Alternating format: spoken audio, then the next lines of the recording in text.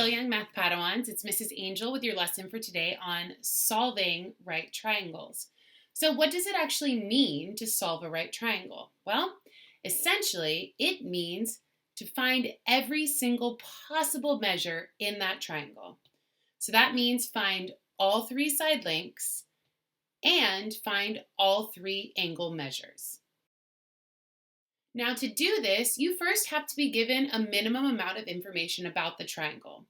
You'll either be given two sides or an angle and a side. So looking down here at example 1, triangle DEF, we are given two side lengths.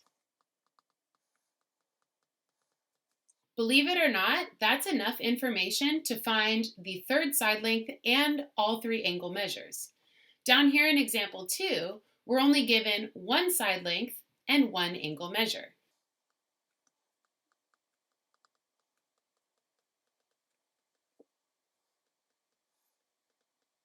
And yet, that's also enough to solve the entire triangle. So before we start solving, let's take a look at some of the tools that we have that we can use to find sides and angles. Behold your Solving Right Triangles toolbox. On the left side, these are all the tools that we can use to solve for sides. If we're given two sides of the triangle, we can use the Pythagorean theorem to find the third side. Or if we're given a side and an angle, we can use our trig functions, sine, cosine, tangent, or SOHCAHTOA. And in some cases, if it's a 30, 60, 90, or a 45, 45, 90, we can use our special right triangles. On the right side, we have our tools for solving angles. If we know two of the angles in the triangle, we can find the third angle by using our triangle sum theorem. The three angles add up to 180. Or if you know two sides of the right triangle, we can use our inverse trig functions to find an angle measure. So let's go back up to example 1 and example 2 and see which one of these tools we're going to end up using. So looking here at example 1, I notice that I'm already given two of the sides. Well, which tool allows me to find the third side? That would be the Pythagorean theorem, a squared plus b squared equals c squared. So to find my length of side DE, I'm just going to use Pythagorean theorem. 20 squared plus 21 squared equals DE squared. And solve. So after applying the Pythagorean theorem, I ended up with 29. So I'm going to take that information and add it to my diagram. Now I know all three sides of the triangle, I just have to go in and figure out the angle measures. Well, I already know one angle measure F, the 90-degree angle, but I still need to find the measures of angle D and E. Now, what tool would I use to find the measure of these angles? Well, since I'm given some sides of the triangle, I would just use my inverse trig functions. So I'm going to start with angle D. Since I was initially given the length of FE and the length of DF and I had to find DE, sometimes that third side isn't going to be a whole number, so you tend to want to use what you're given to then go in and solve. So I'm going to use the opposite side, FE, and the adjacent side, DF here, meaning I'm going to use my tangent function. So the measure of angle D is going to be the inverse tangent, because I'm solving for an angle, of my opposite side over my adjacent side, 21 over 20. From here, I just have to plug that into a scientific calculator. Go to the Functions tab, Inverse Tangent, and I'm calculating 21 divided by 20, and I end up with 46.397. So I'm going to round that to the nearest whole angle measure. 39 rounds up to 4, but that's not enough to round up to 47. So I'm going to say the measure of angle D is approximately 47 degrees. And now I can add that information to my diagram. The measure of angle D is 47 degrees. So how do I find the measure of angle E? Well, it's simple. I know that F is 90 and I know that D is 47, so I can use my triangle sum theorem here. 90 plus 47 plus the measure of angle E is equal to 180. And solve. I ended up with the measure of angle E as 43, so I'm going to add that to my diagram. And this triangle is fully solved. I have all three side lengths, and I have all three angle measures. In example 2, my goals are the same. I want to find all three side lengths and all three angle measures. However, the tools that I use are going to be different. Here, I only know one side length, which means I can't use Pythagorean theorem to find the other two. However, I do know two of the angle measures, so I can start by finding that third angle using our triangle sum theorem. The measure of angle y plus 52 plus 90 equals 180. And solve. I ended up with 38 degrees, so I'm going to add that to my diagram.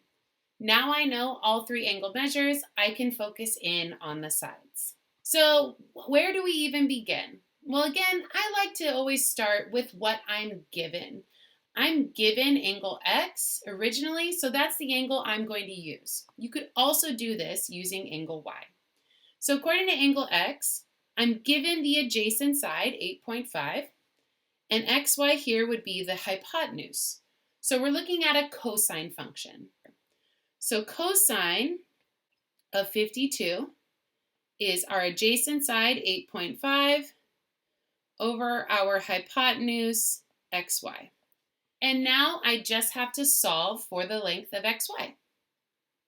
From here, all I have to do is plug 8.5 divided by cosine 52 into a calculator. 8.5 divided by cosine 52, and I get 13.806. We're going to round this to the nearest tenth, since the side we were given was also rounded to the nearest tenth. So that means xy is approximately 13.8. So now I can add that information to my diagram. xy is 13.8. So now I just have to find yz. And you might be asking yourself, Mrs. Angel, can't we just use Pythagorean theorem here? I wouldn't, and here's why. 13.8 is not the exact length of xy.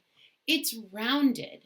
So as you're moving on, if you keep using rounded answers to do more work, your final answer is going to be off, even if only by a tenth. So instead, continue to use what you were initially given.